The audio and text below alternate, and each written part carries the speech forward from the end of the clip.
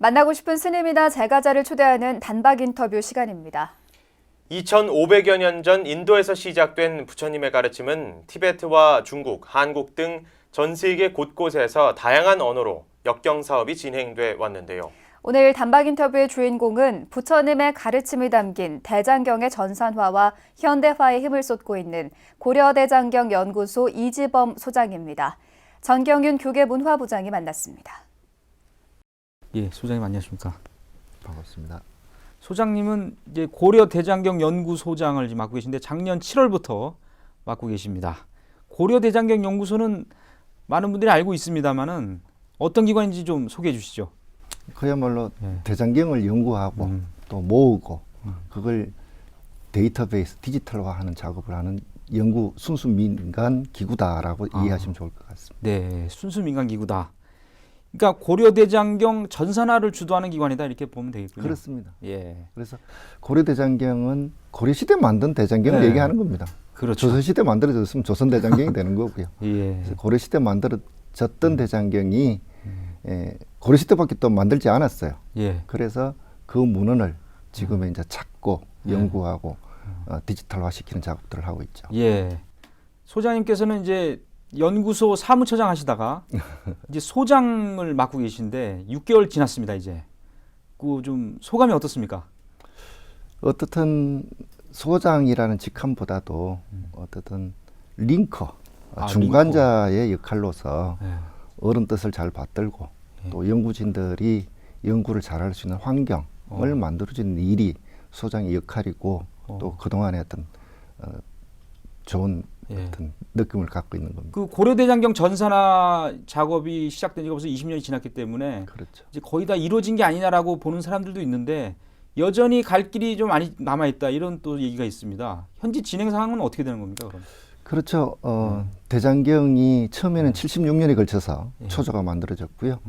우리 현존하는 세계 최고 목판 같은 경우도 16년, 그렇게 제작 기간 2년을 하고 준비 기간 2년, 제작 기간 14년, 16년에 걸쳐서 만들어진 일들이에요. 예.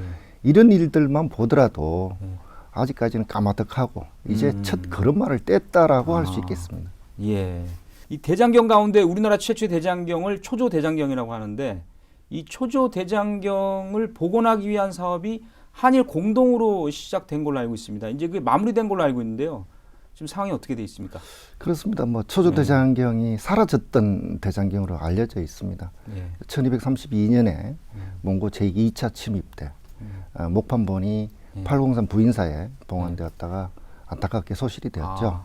예. 그런 초조 대장경이 60년대, 1960년대부터 일본에서 알려지게 되고 국내에는 1980년도에 이제 공식 문헌이 확인이 됐습니다.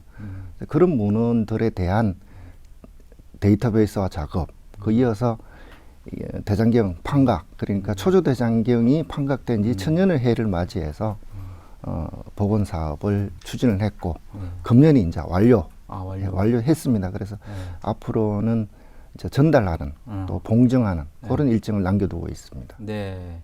초조대장경 복원 사업이 완료됐다. 이거는 우리 문화적으로나 어떤 불교사적으로 어떤 의미가 있는 겁니까? 첫 번째는 사라졌던 문화재가 우리 곁으로 다시 되돌아왔다. 여기 의미의 방점이 하나가 있을 것 같고요. 두 번째는 대장경의 계보, 또 원형을 찾는 일에 있어서 시작점이 되었다. 그리고 여기에 따라서 이제는 그 대장경을 통해서 연구하고 특히 현대 시대에 맞는 디지털화되어 있는 부분을 가지고 누구나 손쉽게 할 수 있는 작업이 그 의미라고 할 수 있겠습니다. 근데 또 이런 얘기가 있어요. 복원도 물론 중요합니다. 근데 복원하고 나서 그 다음에 관리하고 보존하고 이런 거를 더 잘 열심히 해야 된다. 그게 더 중요하다 이런 지적이 있어요. 그것은 우리 근현대 문화재를 얘기할 때의 부분이고요. 지금 저희들은 천년 얘기를 하고 있습니다. 사람은 천년을 살 수가 없습니다. 그래서 천년을 얘기한다는 자체가 우리가 좀 너무 쉽게 생각하는 부분인 것 같고요. 그렇다면 이제는 초조 대장경을 되찾았다는 의미만으로도 충분했고요. 또 그 되찾는 일도 우리 불교식으로 말하면 일대사 인연이 됐던 겁니다. 찾아왔다는 것만 해도 너무나도 힘들고 어려웠는데 그렇죠. 복음까지는 생각할 텀이 없었습니다. 이제부터 해야죠. 예. 근데 일본하고 같이 한 거는 아무래도 일본 쪽에 또 남아있기 때문에 그런 거군요. 그래서 저희들이 오해에 대한 부분을 좀 정리하고 싶은 부분이요. 우리가 뭐 여러 가지 전쟁을 통해서 그런 것 같은데 사실은 조선이 건국하면서 국가 이념을 유교로 정하다 보니까 불교 문화재, 특히 불경을 도외시했습니다. 그래서 사실은 우리가 버린 거죠. 그런 버리고 했던 부분이 심지어 우리가 아는 성왕, 세종대왕께서도 일본에서 계속 요청을 하니까 주라고 합니다. 그 정도였거든요. 이게 조선왕조실록에 150여 회의 기록이 공식 기록이 있을 정도로 우리 특히 조선 이후에는 불경을 좀 등한시했던 문화가 있습니다. 그런 와중에 초조가 찾아지고 또 거기에 목판부는 사라졌지만 인수했던 인경본이 일본 남선사 그리고 국내 뭐 송광사라든지 이런 곳에 남아 있기 때문에 그런 초조대장경을 찾는 일이 가능했고 또 복원 사업도 진행할 수 있었던 것입니다. 네. 자, 화제를 좀 바꿔보겠습니다.